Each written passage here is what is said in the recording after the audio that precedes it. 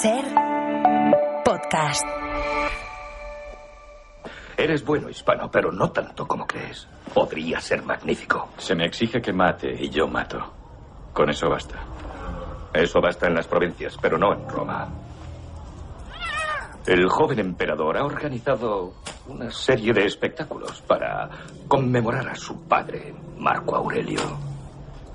No deja de tener gracia, toda vez que fue Marco Aurelio el sabio, el omnisapiente Marco Aurelio, quien nos prohibió. Y al fin, tras 5 años de arrastrar una miserable existencia en aldeas infames, infestadas de pulgas, volveremos a donde nos corresponde. Al Coliseo. Tendrías que ver el Coliseo, Hispano. 50.000 romanos mirando cada movimiento de tu espada, ansiando que des el golpe mortal. El silencio antes de asestarlo y el clamor posterior que crece como una tormenta, como si fueras el dios del trueno. ¿Tú eras gladiador? Sí, lo fui.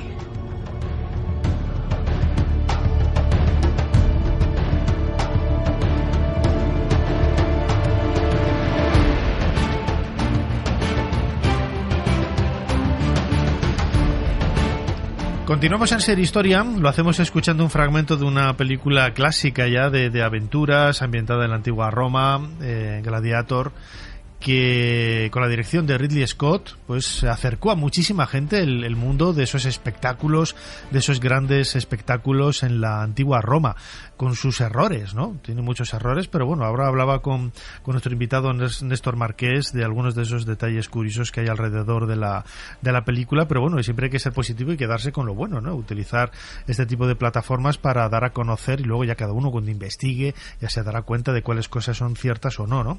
Pero yo creo que no está mal, desde luego que sí. Aunque lo que dijo Ridley Scott de nuestro invitado, eso ya no me parece tan divertido. Néstor Marqués, bienvenido de nuevo a Ser Historia. Salve, Nacho, es un placer. Acabas de publicar Gladiadores, espectáculos y ocio en la antigua Roma, publicado por Espasa. ¿Qué daño ha hecho, si es que ha hecho daño, la película Gladiator a la idea generalizada en el gran público de este tipo de espectáculos? Bueno, como tú bien decías, yo creo que ha hecho mucho bien también, ¿no? Es muy importante tener en cuenta que gracias a esa película yo creo que ha habido un boom de interés por la antigua Roma que ha continuado después de 25 años, seguimos aquí, yo creo que sigue estando ahí. Por supuesto... 25 años han pasado. Fíjate, es increíble, parece mentira. 25 años. Pero sí, tiene sus años y se mantiene muy bien la película, todo hay que decirlo, ¿no? Pero yo creo que efectivamente, Gladiator no es una película que tenga errores. Es que si lo miramos desde el punto de vista histórico, yo siempre digo que lo único histórico de la película es el nombre de la ciudad de Roma, el nombre de Marco Aurelio y el nombre de Cómodo. Todo lo demás es una invención absoluta, ¿no? Pero creo que es importante resaltar el hecho de que eso nos ayuda a nosotros, a los historiadores, a los arqueólogos y divulgadores, a poder contar la verdad que hay detrás de todos esos elementos, ¿no? Y de un espectáculo tan importante para los romanos como era la gladiatura. Claro, yo recuerdo cuando visitaste la exposición Pompeya, me dijiste que te gustaba, que había mucha fantasía, había mucha recreación, había muchísimas licencias literarias, ¿no? En ese espectáculo inmersivo que ahora está triunfando en Europa, en China ahora la inauguramos. Pero claro, hay que dejar siempre una puerta abierta, ¿no? No puedes ir quizás de una forma muy estricta con la gente, porque hay que ser un poco flexible, porque es que si no, a lo mejor la gente se te cae de aburrimiento. Claro, efectivamente, hay que saber diferenciar entre lo que es rigor, lo que es divulgación, lo que es un contenido que realmente sirve para aprender historia y lo que es entretenimiento, que también es muy importante, por supuesto, ¿no? Y hay que tenerlo muy en cuenta. Entonces, ¿qué más da que una película o una novela o una muestra inmersiva, ¿no? Sí. Tenga esas licencias de fantasía, siempre y cuando seamos conscientes de que estamos haciéndolo para entretener, para divertir y, por supuesto, también para hacer que la gente acceda Siente curiosidad. Exacto, tenga esa curiosidad por luego seguir buscando, seguir investigando y descubrir cuál es la historia real que hay detrás. ¿Quién llegaba a ser gladiador en la antigua Roma? Pues había varias maneras de hacerlo. Tenemos que tener en cuenta que un gladiador es un esclavo y como tal no tiene absolutamente ningún derecho en la antigua Roma. Los esclavos no eran personas, los propios romanos decían que los esclavos no tenían alma, que no estaban vivos realmente. Había autores clásicos que incluso decían que eran simplemente herramientas que hablaban, objetos que hablaban, ¿no? Son propiedades los esclavos y por tanto un gladiador es una propiedad de un lanista, de un personaje, un empresario que se dedica a comerciar con esos gladiadores, a entrenarlos, a llevarlos a la lucha y a ganar dinero con ellos. Por tanto, de donde más se nutría era de las conquistas. Todos esos guerreros enemigos que eran aprisionados y que se llevaban hasta Roma o a través de las provincias, acababan siendo gladiadores porque, oye, ya los has visto luchar en el campo de batalla y los más fuertes, los más valientes, tienen clarísimo que van a acabar como gladiadores, ¿no? en esa sociedad romana.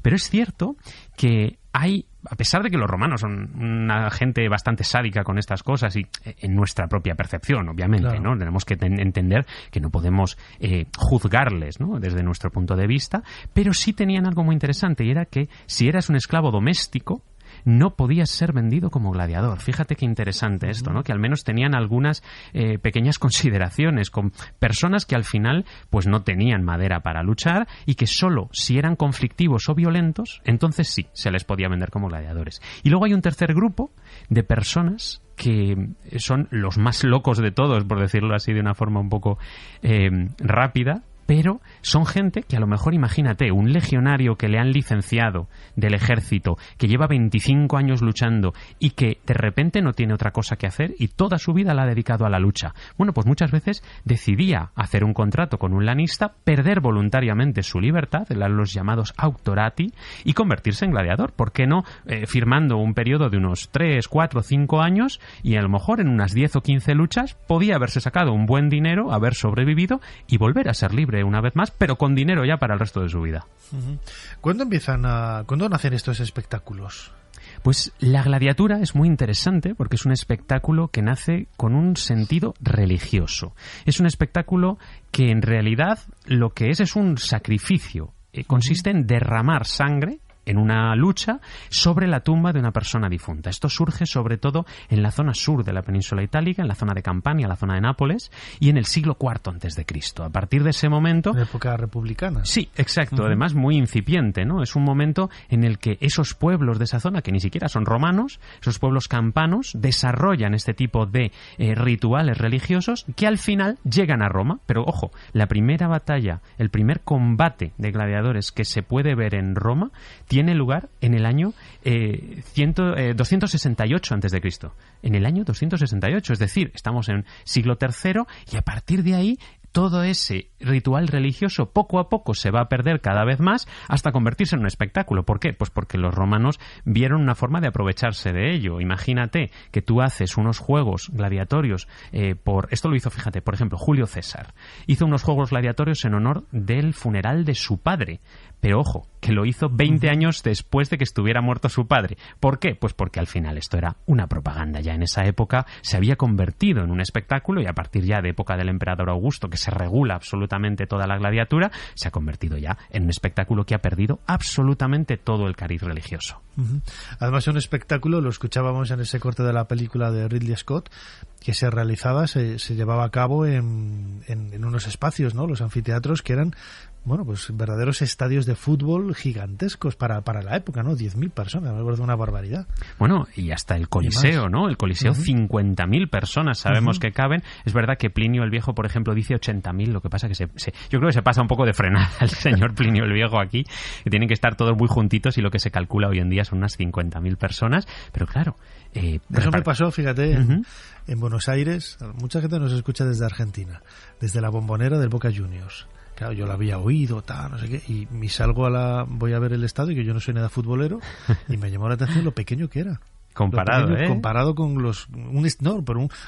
un estadio normal del Zorrilla del Real Valladolid. Lo que pasa es que claro, todos apelmazados no tenían la normativa UEFA de los asientos y tal, todos apelmazados que habían ahí 50.000, 60.000. Aquí en un sitio normal cabrían 20.000.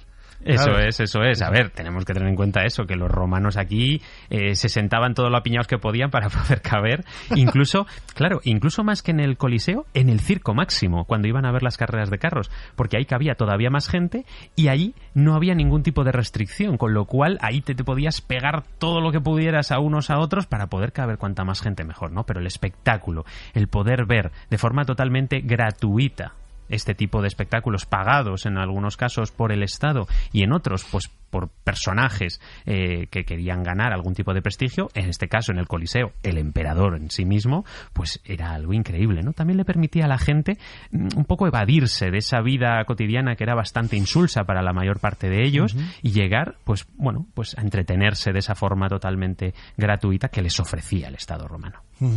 Eran entretenimientos para todos los públicos. Hoy lo entendemos, a pesar de esa violencia, pues para todos los públicos. Sí, es así, ¿no? Tenemos que, una vez más, no juzgar a los romanos desde nuestra perspectiva, y aunque a nosotros ahora esto nos parezca algo bastante sádico, todo hay que decirlo, a ellos no. Fíjate, lo más interesante para los romanos de las luchas de gladiadores no era la sangre, no era ver morir al gladiador. No, lo más importante era ver a unos hombres que luchaban con honor, que luchaban de forma habilidosa, con valor, y que realmente les enseñaban a los propios romanos lo que era su propia virtud, ¿no?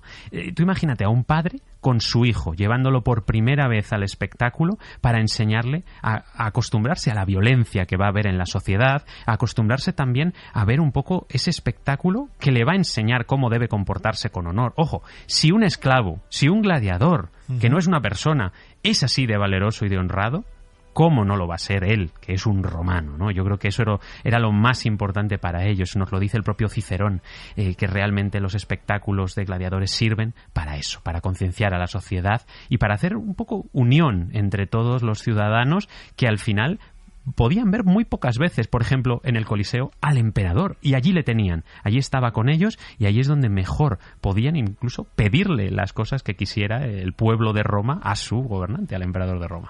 ¿Qué tipo de espectáculos se daban en estos anfiteatros, en el Coliseo? ¿Eran todos igual de violentos o había pues partes quizás más dulcificadas? ¿No eran todo luchas de gladiadores? Fíjate, en el libro yo lo que hago es un viaje en el tiempo que va a durar 7 días, y en uno de esos días nos vamos a ir a ver un espectáculo completo de gladiadores. Además, esto está planteado de una forma que es narrativa y que es ficcionada, pero que está todo basado en el rigor, por supuesto. Entonces, una jornada de gladiadores... No como Ridley Scott. Ni falta que hace. El caso es que una jornada de luchas de gladiadores tiene mucho más que los propios combates. Dura todo el día, desde la mañana hasta la noche, y comienza ya en la mañana con las cacerías, las venationes. Este es un espectáculo que gusta mucho a los romanos porque es una sociedad muy cazadora, es una sociedad que le gusta mucho la caza, con lo cual ver a unos cazadores cazar a estos animales salvajes, pues para ellos era algo bastante espectacular, sobre todo en el Coliseo. Tú imagínate que, claro, en un anfiteatro de provincia pues puedes llevar unos jabalíes y unos lobos, pero poco más. En el Coliseo se veían rinocerontes, se veían elefantes, jirafas, cocodrilos, tiburones no, por lo que sea, como en Gladiator 2, pero un montón de animales que son realmente exóticos para los propios romanos y que, bueno, pues hacían las delicias del público. Por supuesto, no consistía en que los animales cazaran a las personas, sino que los cazadores, los venatores, cazaran a esos animales. Luego ya, a mediodía, llegaban los ludi meridiani, que eran ejecuciones públicas. Esto era algo de, bueno, un servicio del Estado que había que cumplir y que, ya que estaban, pues hacían de ello un espectáculo. Pero hay que reconocer que no a todos los romanos les gustaban estas ejecuciones, porque eran animales los que despedazaban normalmente a los condenados. Siempre eran condenados que no eran ciudadanos romanos, podía ser cualquier persona que no fuera un ciudadano romano, que tenían, bueno, pues un estatus y no eran condenados de esta forma tan sádica. Pero mucha gente, ¿sabes lo que pasa? Que se iban a comer al mediodía, pues aprovechaban para salir como una pausa y luego ya volvían por la tarde, que es cuando venía el plato fuerte, que era la gladiatura, el munus gladiatorium, que, bueno, realmente era lo que el público más deseaba. eran estas luchas de gladiadores, normalmente 1 contra 1, pocas veces en grupo, con esos gregarios, esos aprendices, vamos a decir, y luego ya, pues el plato fuerte, las grandes luchas, estos combates singulares entre dos grandes luchadores, como por ejemplo Prisco y Vero, que son dos de los más famosos que conservamos su memoria de la antigua Roma, de época del emperador Tito, justo de unos años antes del momento en el que yo enmarco este viaje en el tiempo que hago en mi libro. Uh-huh. Uno de los espectáculos más espectaculares, valga la redundancia, eran las naumaquias, ¿no? Uh-huh. Precisamente de ahí viene un poco también ese roce que tuviste con Ridley Scott. Pero era algo absolutamente maravilloso, ¿no? Nosotros en el espectáculo inmersivo de Pompeya lo recreamos pues de aquella forma, pues todo imaginario, ¿no? Porque lógicamente en el anfiteatro de Pompeya era muy pequeño, no se podrían haber hecho allí ninguna naumaquia, pero yo me empeñé en el guión en que tenía que haber una naumaquia porque habría que contárselo a la gente. Y prueba del éxito es que mucha gente desconocía esta. Sí, es verdad que no se conoce tanto. ¿no? Sí, es cierto. Pero era algo extraordinario, ¿no? Se llenaba el agua la arena de agua, y a partir de unas embarcaciones. A mí me parece... Era algo increíble, ¿no? Realmente es un espectáculo que se hacía muy pocas veces, que los romanos hacían solo en momentos muy importantes. De hecho, tenemos conservadas poco más de 10 ocasiones en las que se hiciera una naumaquia en cualquier lugar, aunque seguramente fueron más, pero normalmente las hacían en lagos, en el mar, o incluso en piscinas artificiales, en grandes lagos artificiales que se construyeron en la ciudad de Roma. La primera de ellas en el campo de Marte la hizo Julio César, pero luego la más grande la hizo el emperador Augusto por un lado, y después el emperador Domiciano y el emperador Trajano construyeron otra, ¿no? Entonces estos son los espacios específicamente pensados para los combates navales, aunque el emperador Tito, al inaugurar el Coliseo, decidió que por qué no, en este anfiteatro tan enorme, vamos a probar, vamos a hacer una naumaquia, y efectivamente sabemos que se hicieron un par de ellas, con barcos más chiquititos de lo normal, para que cupieran allí dentro, pero debió ser algo increíble. Lo cierto es que después el emperador Domiciano construyó los subterráneos del Coliseo, todas esas estructuras tan impresionantes que servían para luego subir a la arena de una manera increíble y sorpresiva, y a partir de ese momento ya jamás se pudieron hacer nuevo los combates navales. Me acabas de responder a una pregunta, porque mi cuestión era cómo, con perdón, conseguían la estanqueidad del suelo, pues con todos los subterráneos, las trampas que había, que salían los gladiadores, los leones y es tal. imposible. Claro, porque no se había puede. Nada, no había claro, nada. De hecho aprovecharon el momento en el que estaban excavando esos subterráneos bajo la arena antes de colocar las estructuras, así tuvieron la profundidad suficiente como para llenar todo eso de agua y después ya nunca más volver a hacerlo. Eso es lo que podemos saber hoy en día, y por eso, señor Ridley Scott, en Gladiator 2 no puede haber una naumaquia a principios del siglo III. Pero tengo que decir que me gustó mucho, es muy espectacular, la naumaquia, es increíble visualmente. Sí, el otro día se lo comentaba ahora a Néstor a micrófono cerrado, que yo siempre había dicho Gladiators, ¿no? Un poco en inglés, ¿no? Y un poco fashion y tal. Pero no, me dijeron que no, que Ridley Scott, el nombre que había dado a la película era Gladiator en latín. Oye, puntito para Ridley Scott en esto. Tenemos que, cuando hay que, al César lo que es del César, hay que reconocer que, señor Ridley Scott, un punto para usted. Pronúnciese como quiera cada uno la película, pero oye, si lo hacemos en latín, mejor que mejor. ¿Cuándo empiezan a desaparecer estos espectáculos? Sabemos que los espectáculos del anfiteatro fueron decayendo, sobre todo a partir de el momento en el que Roma se cristianiza.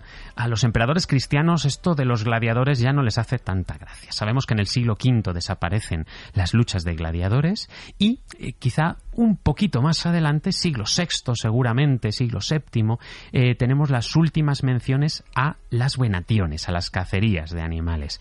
Pero es verdad que, todo hay que decirlo, ninguno de estos son los espectáculos más queridos por los romanos. El más querido de todos, el más seguido, son las carreras de carros. Y de hecho, las carreras de carros efectivamente siguieron realizándose, ya no en Roma, porque quedó abandonada prácticamente la ciudad, pero sí en Constantinopla. Tenemos el gran hipódromo, que es un circo impresionante, ¿no? Igual, pero a la griega, y allí se siguieron haciendo, que sepamos, al menos hasta el siglo X después de Cristo. Es decir, fíjate en cómo ese espectáculo sí que pervivió cuando los otros desaparecieron, ¿no? Y realmente es que las carreras de carros, que también las vamos a vivir en el libro, en ese viaje en el tiempo que vamos a hacer, se mantuvieron, perduraron mucho más en el tiempo y causaron graves problemas, incluso, por ejemplo, al emperador Justiniano, que estuvo a punto de perder el trono por una revuelta, la revuelta de Nica, a causa de las carreras. Claro, es un mundo fascinante, ¿no? Siempre pensamos en los gladiadores, también en esa estética, ¿no? Con los cascos, las armaduras, las espadas, las redes,